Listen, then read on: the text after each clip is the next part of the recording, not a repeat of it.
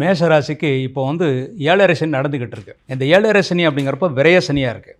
ஆனால் அந்த விரய சனி வந்து குருவுடைய வீட்டில் இருக்கிறனால கண்டிப்பாக சுப விரயங்கள் நடக்கும். அந்த சுப விரயங்கள் குடும்பத்துக்கு உங்களுடைய தந்தையுடைய தொழில் விருத்திக்காக இருக்கலாம், அல்லது உங்களுடைய விருத்திக்காக. மனைவி பேரில் தொழில் செய்கிறீங்களா, ஏன்னா மனைவி ஸ்தானத்துக்கு குரு பார்க்கறதுனால மனைவியோட விருத்திக்காகவும் நீங்கள் வந்து செலவினங்கள் செய்வீங்க. மற்றும் இந்த வருஷத்தில் வந்து தொழில் விருத்திக்காக செலவினங்கள் செய்வீங்க. வெளிநாடு செல்லக்கூடிய வாய்ப்புகள் இருக்குது. தொழிலில் வந்து புதிய முயற்சிகளை செய்யலாம். எல்லா முயற்சிகளும் உங்களுக்கு வந்து வெற்றி கிடைக்கும். ஆனால் எல்லா வெற்றியும் வந்து முதல்ல தோல்வி ஏற்படுமோ என்ற பயத்தை ஏற்படுத்தும். ஏன்னா ஏழரை சனி அப்படிங்கிறப்போ முதல்ல வந்து ஒரு தாமதத்தை ஏற்படுத்தும். மெதுவாக நடக்கக்கூடியவன் சனி அப்படின்னு சொல்லுவாங்க.